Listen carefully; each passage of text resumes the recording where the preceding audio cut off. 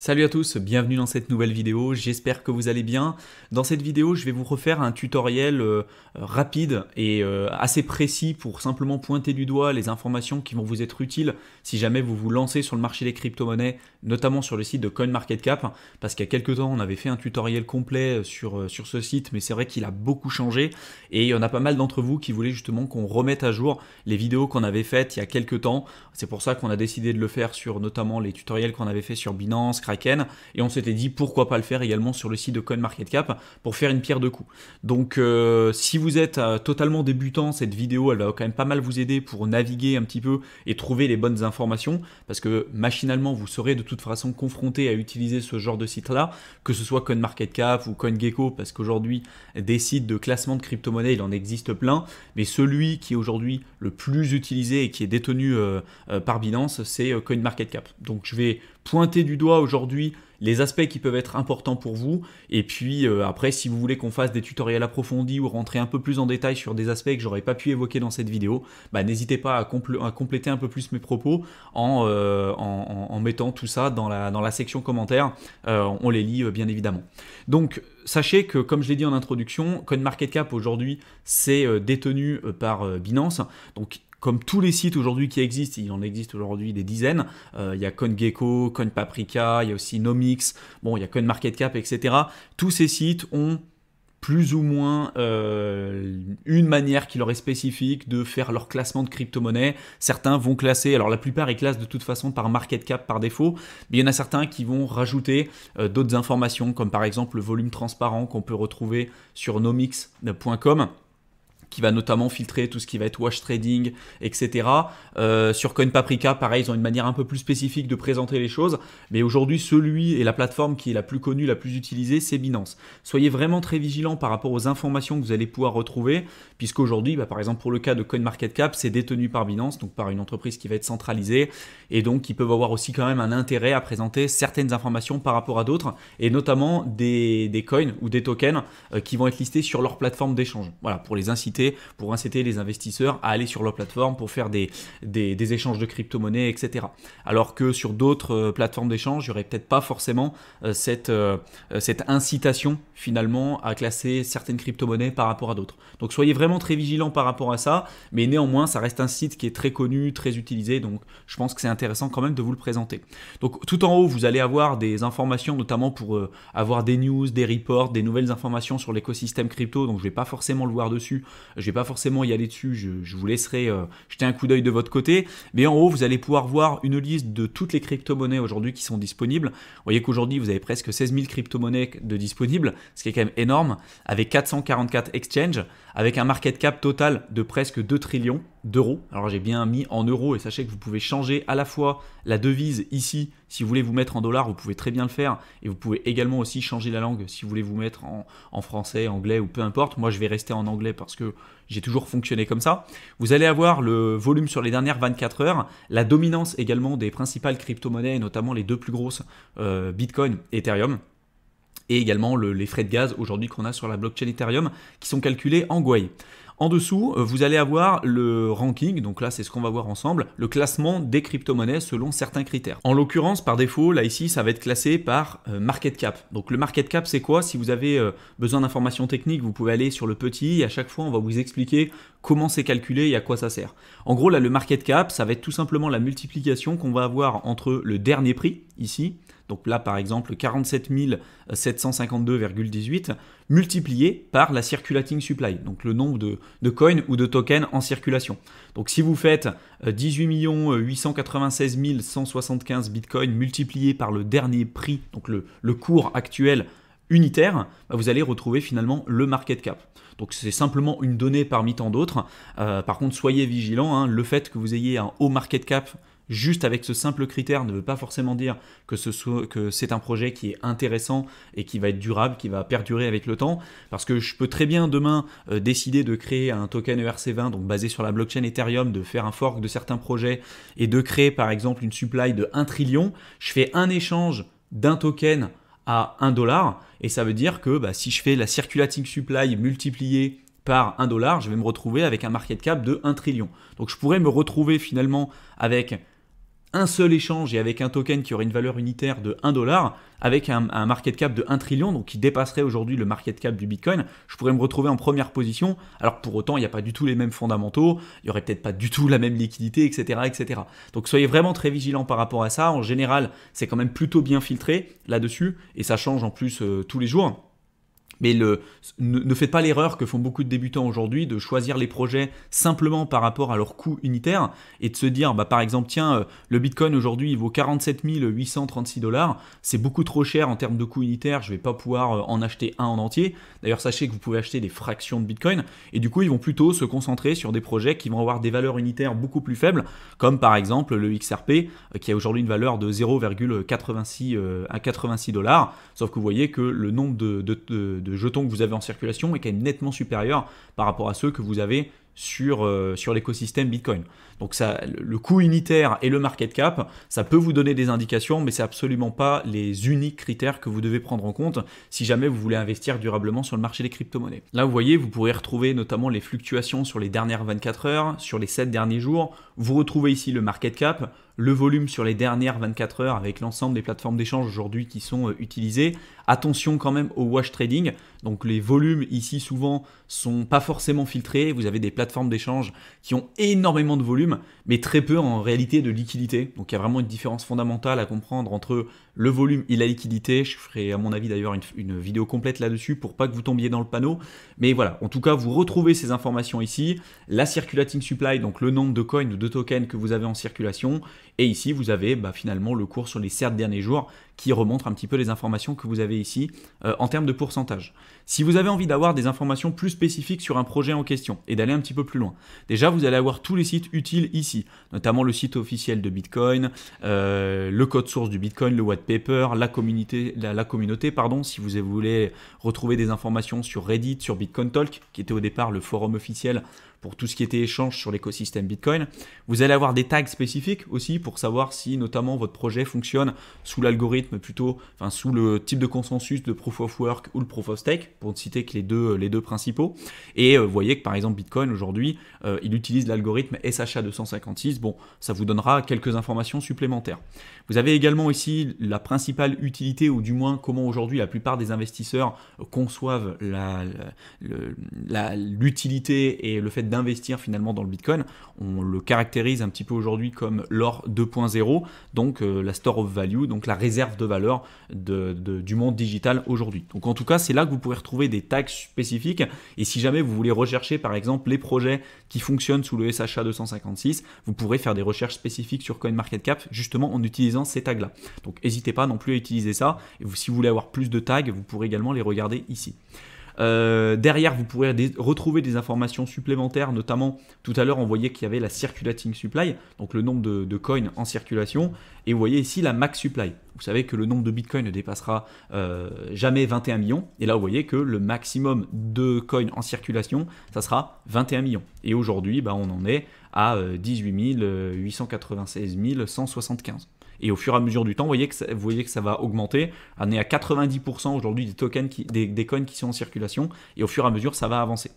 En dessous, vous pourrez avoir finalement le cours de la crypto-monnaie. Par défaut, c'est présenté avec une charte graphique sur la journée. En fait, sur une journée, vous allez voir les fluctuations du cours. Si jamais vous voulez regarder sur 7 jours, 1 mois, 3 mois, 1 an, ou par exemple depuis le départ, vous pouvez très bien faire ça. Vous avez deux manières finalement d'observer les courbes, qui va être soit, on va dire, les courbes linéaires, comme celle que je vous ai présentée ici, mais qui va faire en sorte de complètement annihiler toutes les fluctuations qu'on a pu avoir sur les années précédentes. Par exemple, les bulles de 2013, 2011, etc. Vous n'allez absolument pas les voir. Là, en l'occurrence, ça va jusqu'en 2013, mais du coup, les précédentes bulles et les précédentes fluctuations, vous ne pouvez pas les voir si vous êtes en linéaire. Dans le milieu des crypto-monnaies, de toute façon, de manière générale, il faut absolument que vous mettiez en échelle logarithmique. Et quand vous voyez que quand vous allez vous mettre en échelle logarithmique, vous voyez que déjà, la tendance, elle se dessine, vous voyez beaucoup plus les fluctuations, les formations de bulles, etc. Et vous voyez que depuis le début, finalement, le Bitcoin, même s'il y a eu des moments un peu d'euphorie, des moments de correction, on est quand même sur un bull market constant depuis sa création, depuis le départ, tout simplement. Donc je vous invite tout le temps d'utiliser ce type de graphique-là, et si jamais vous voulez zoomer ou dézoomer sur une partie spécifique du graphique, vous pouvez également décider de bouger là comme ça l'échelle et de voir finalement ce que vous souhaitez faire.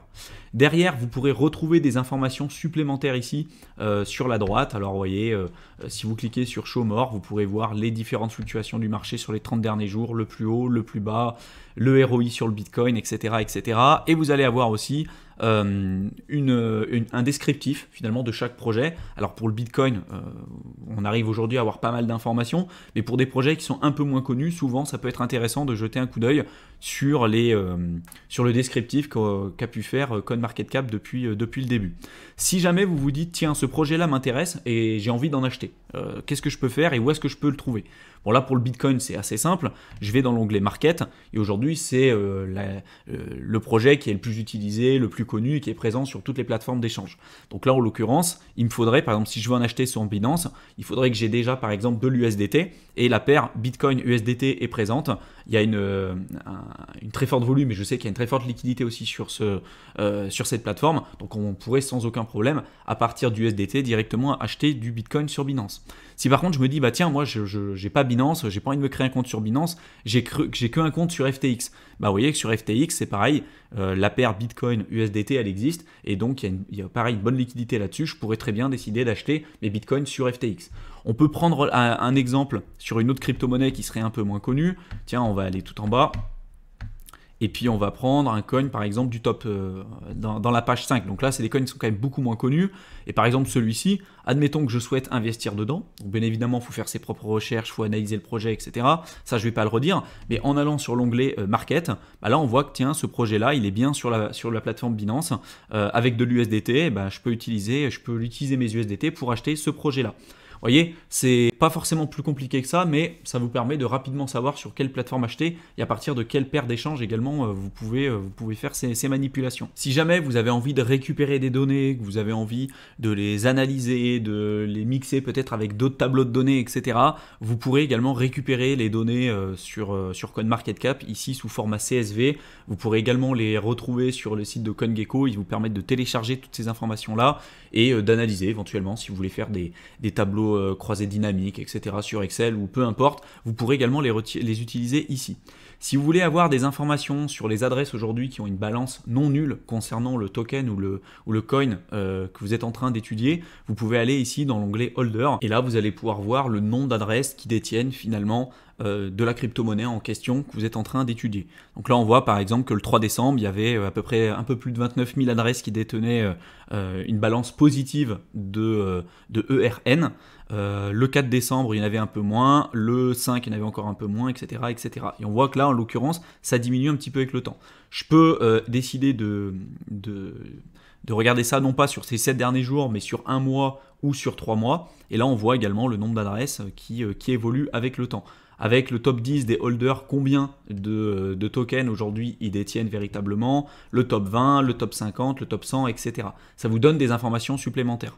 Si vous voulez avoir des informations sur l'ICO, donc notamment les levées de fonds, comment ça s'est effectué, comment ça a été distribué, c'était quoi le soft cap, donc la barrière minimum pour que l'ICO soit validé, combien ce projet-là a permis de lever de fonds, combien il y a eu de tokens de libérer, comment a été l'allocation d'actifs. Enfin, vous pourrez retrouver toutes ces informations-là ici et d'autres informations un peu plus spécifiques sur les réseaux sociaux, notamment comment ça se passe sur Twitter, les dernières publications qui ont été faites, etc. Voilà. Soyez curieux, n'hésitez pas à jeter un coup d'œil là-dessus. En tout cas, sur chaque projet, vous pourrez retrouver des informations spécifiques sur les onglets que je viens de vous présenter.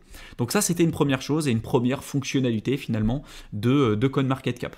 Ensuite, sachez qu'ils ont rajouté d'autres fonctionnalités qui sont plutôt intéressantes, notamment la capacité de trier les projets selon les différents écosystèmes. Par exemple, aujourd'hui, vous avez la classification classique sous forme de market cap, donc par ordre de market cap décroissant, mais également si par exemple vous dites tiens moi je m'intéresse à tout ce qui est finance décentralisée, je ne vais pas m'amuser à regarder tous les projets qui sont liés à la finance décentralisée. Donc soit vous pouvez utiliser les tags que je vous ai montré tout à l'heure avec le petit tag qui s'appelle DeFi, soit vous pouvez cliquer ici juste là sur l'onglet DeFi et là on va vous présenter classé par market cap tous les projets qui participent de près ou de loin à la croissance et au développement de l'écosystème de la DeFi, donc de la finance décentralisée. Donc vous allez retrouver Terra avec son token Luna, vous allez retrouver aussi Avax, vous allez retrouver également les wraps Bitcoin, donc les Bitcoins qui ont été wrappés pour être utilisés sur la DeFi, sur la blockchain Ethereum.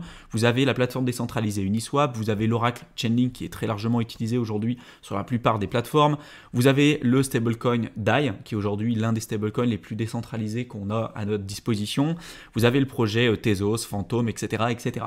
Donc ça vous permet en fait rapidement en un coup d'œil de jeter un coup d'œil quelquefois sur des projets qui pourraient passer sous votre radar. Vous dites tiens, moi je m'intéresse à l'écosystème DeFi et puis à un moment donné vous regardez tiens, il y a un nouveau projet qui arrive là dans le classement que vous n'avez jamais vu. Et bien au lieu de regarder sur les 15 000 projets qui sont aujourd'hui présents sur CoinMarketCap, bah, rapidement vous pourrez faire un tri et vous dire tiens, c'est quoi ce projet là, à quoi ça sert, et creuser un petit peu plus. C'est rapidement pour on va dire attirer notre œil sur des points et sur des projets auxquels on n'aurait pas pu avoir accès, ou du moins pas aussi facilement qu'en faisant ces recherches de cette manière. Donc ça c'est une première chose. Sachez que là je vous ai montré le filtre pour la DeFi, mais ça existe également sur tout ce qui est NFT, un peu plus récemment aussi sur tout ce qui est lié au métaverse, tout ce qui est lié à l'écosystème Polkadot, parce que vous avez tout un tas aujourd'hui d'écosystèmes et des projets qui gravitent autour de ces écosystèmes. Le plus gros aujourd'hui sur la finance décentralisée, ça reste Ethereum, mais il y a d'autres projets également qui ont leur propre écosystème avec tout un tas de projets qui se développent dessus. Si on va par exemple sur Polkadot, vous retrouverez bien évidemment là ici le coin du projet en question, donc le DOT, Chainlink qui est l'oracle qui est utilisé dans l'écosystème Polkadot, vous retrouverez Kusama, vous retrouverez tout un tas de projets aujourd'hui qui peuvent avoir un rapport de près ou de loin avec Polkadot. Il arrive quelquefois que certains projets soient présents. Par exemple, moi, ça m'est arrivé plusieurs fois de me poser la question et de me dire tiens, ce projet-là, je ne croyais pas qu'il faisait partie, par exemple, de l'écosystème Polkadot. Et quelquefois, quand vous recherchez, vous vous rendez compte que ce n'est pas le cas. Donc, il peut y avoir des erreurs comme ça qui se sont un peu faufilées là-dessus. Mais souvent, c'est quand même plutôt bien fait. Donc, je vous invite quand même toujours d'avoir un esprit critique et de ne pas prendre pour argent comptant tout ce qui vous est aujourd'hui présenté sur ces plateformes. Si pareil, vous vous intéressez au métaverse, bah, vous cliquez dessus, vous regardez aujourd'hui les principaux projets qui existent sur les métaverses. Bon, bien évidemment, vous allez retrouver Decentraland avec sa crypto Mana, vous allez avoir Axie Infinity, Sandbox, Theta, Enginecoin, Wax, vous allez avoir également Ultra qui est très connu là-dessus. Vous avez tout un tas aujourd'hui de projets et ça va vous permettre de faire un pré-tri ou un pré-filtre. Vous avez la même chose sur l'écosystème de la Binance Smart Chain, Solana, Avalanche, et je pense qu'ils vont en rajouter d'autres encore par la suite pour nous aider à aller un petit peu plus loin. Si jamais vous vous intéressez notamment à tout ce qui est NFT, mais je ne parle pas uniquement des projets NFT, donc par exemple si je vais dans l'écosystème là NFT, vous retrouverez bien évidemment les projets qui sont aussi liés au métaverse, parce que les NFT et les métaverses c'est très lié. Donc vous retrouvez Axie Infinity, Sandbox, Theta, Decentraland, etc. Mais ça c'est vraiment lié au token du projet en question. Donc, par exemple le Mana pour Decentraland, AXS pour Axie Infinity, mais si demain vous voulez investir vraiment dans des NFT à proprement parler, ça peut être des œuvres d'art, ça peut être des parcelles sur certains projets, comme par exemple dans Decentraland, vous pouvez acheter des parcelles, vous pouvez acheter des items qui pourront être utilisés dans l'écosystème de Decentraland. Toutes ces informations-là, vous les retrouverez pas ici. Tout ce qui est lié au NFT, vraiment à proprement parler, comme ce que je viens de vous évoquer là, vous le retrouverez ici en cliquant sur NFT et dans Overall NFT statistiques. Et là, vous pourrez classer justement les différents NFT en fonction des volumes, du market cap, également du prix et des fluctuations qui peut y avoir sur les dernières 24 heures, et en fonction des différents aussi écosystèmes. On sait qu'en ce moment, au moment où je tourne cette vidéo, l'écosystème par exemple de Solana se développe beaucoup, et notamment dans tout ce qui est NFT. Donc c'est pour ça que vous allez voir en premier lieu tout un tas aujourd'hui de NFT qui sont un petit peu en tendance en ce moment et qui fonctionnent dans l'écosystème Solana. Si admettons que je m'intéresse par exemple à ça, que je connais pas du tout, hein, franchement je vais être franc avec vous, je m'intéresse à ça, je clique dessus, ça va m'amener directement sur le site officiel. Si je veux classer notamment ces NFT en fonction du prix, des volumes, etc., bah, j'ai simplement à cliquer dessus en fait. Donc vous voyez que là j'ai mis par rapport au volume du plus faible au plus important. Si je veux mettre du volume le plus important au plus faible, je vais simplement ici à choisir en fait le filtre que je veux. Si je veux avoir des informations sur les NFT, notamment sur l'écosystème Solana depuis le début, bah, j'ai simplement à cliquer ici sur All Time. Et là, on va voir que je vais avoir quand même des informations un peu plus intéressantes et un peu plus spécifiques concernant là, le projet ou l'écosystème que je veux analyser. Donc ça, c'était pour le cas des NFT. Sachez également que vu que le ranking aujourd'hui que vous avez, donc le classement des crypto-monnaies sur CoinMarketCap est amené à beaucoup changer avec le temps, et à mon avis, il y a certains projets qui vont plus vous intéresser que d'autres, vous pouvez vous faire votre pré-liste. Donc pour ça, vous pouvez aller notamment dans l'onglet Watchlist, ou quand vous allez par exemple sur l'onglet Bitcoin, si vous avez créé un compte sur la plateforme et que vous êtes logué, vous avez simplement à cliquer ici sur Add to Main Watchlist. Ce qui fait qu'au final, quand vous allez vous reconnecter pour la prochaine fois sur la plateforme, quand vous avez finalement créé votre watchlist comme vous le souhaitez, si vous allez après sur l'onglet Watchlist, vous n'allez plus avoir le classement de toutes les crypto-monnaies, etc. Vous allez simplement avoir le classement avec les projets en question qui vous intéressent, ce qui est quand même plus intéressant et ça vous permettra de gagner pas mal de temps. Également, là, vous pourrez retrouver des informations sur les nouveaux projets qui ont été mis en circulation, ou du moins qui vont être référencés sur CoinMarketCap. Donc vous pourrez aller dessus, et là, par exemple, vous pouvez jeter un coup d'œil sur les projets qui viennent de se lancer. Ça peut être là en l'occurrence sur la Binance Smart Chain, sur Ethereum, sur Tron, etc. Et vous voyez que quelquefois, ça peut vous permettre de vous dire, tiens, ce projet-là, je ne le connais pas, qu'est-ce que c'est? Il vient tout juste d'être listé, pourquoi c'est intéressant, etc. Bon, il peut y arriver qu'il y ait beaucoup de projets qui servent à rien, mais ça peut déjà dans un premier temps vous faire un pré-filtre, un pré-scan des prochains projets qui peuvent arriver sur le marché, qui ne sont pas forcément très connus. Et derrière, vous pouvez avoir aussi d'autres informations, comme par exemple les projets qui sont en tendance en ce moment, ceux qui sont le plus recherchés sur CoinMarketCap, parce que mine de rien, CoinMarketCap, c'est un site qui est très connu, qui est très utilisé, et souvent, ça peut vous donner des informations sur les projets qui sont en tendance, qui sont le plus recherchés, un peu comme Google aujourd'hui. Quand vous avez des mots-clés sur Google qui sont très recherchés, en l'occurrence, ça peut vous permettre de dire, tiens, qu'est-ce qui se passe avec ce projet-là, pourquoi il est recherché, pourquoi les gens s'y intéressent, etc. Donc là, dans l'onglet Trending, du coup, on va pouvoir retrouver les coins ou les projets qui sont aujourd'hui en tendance de recherche sur le site de CoinMarketCap. Donc après, à nous de faire le tri. Là, on voit en l'occurrence qu'il y a quand même beaucoup de shitcoins. Donc il faut faire attention. Et souvent, il y a quand même pas mal de hype là-dessus. Donc même quand c'est en tendance, ça peut vous mettre la puce à l'oreille sur des projets qui sont recherchés en ce moment. Mais c'est rarement le bon moment quand même pour rentrer sur ce genre de projet-là. Vous pouvez également aussi jeter un coup d'œil sur ceux qui sont les plus visités, les plus utilisés sur la plateforme. Ceux qui ont eu soit le plus de gains, soit le plus de pertes en termes de pourcentage sur les dernières 24 heures. Il faut être très vigilant aussi, parce que là, vous voyez, par exemple, sur les dernières 24 heures, ce projet-là, il a fait 4296%. Alors on peut se dire, ouais, c'est génial, ce projet-là, il a l'air d'être hyper intéressant. Et si je clique dessus, on va jeter un coup d'œil un petit peu. Souvent, c'est des projets qui sont extrêmement jeunes. Et là, on voit en l'occurrence que ce projet-là, à l'heure en tout cas où je tourne cette vidéo, il a à peine une journée. Donc quand vous avez un projet qui a à peine une journée, qui vient juste d'être listé, et en plus de ça sur des plateformes décentralisées, voilà, ils ont un mécanisme qui est assez spécifique. Et souvent, quand vous avez le listage de ce genre de projet-là, souvent le premier jour, les premiers jours, ça pump énormément. Vous avez très peu de liquidité, donc il faut être très vigilant. C'est pour ça qu'il faut toujours se méfier par rapport aux infos que vous allez pouvoir trouver là, mais quelquefois ça peut vous permettre d'avoir la puce à l'oreille et de vous dire tiens, ce projet-là je le connaissais pas, il y a peut-être quelquefois du fondamental, quelque chose d'intéressant, et ça peut vous mettre en face des yeux des projets auxquels vous n'aurez pas pu être confronté au préalable, en tout cas les fois précédentes.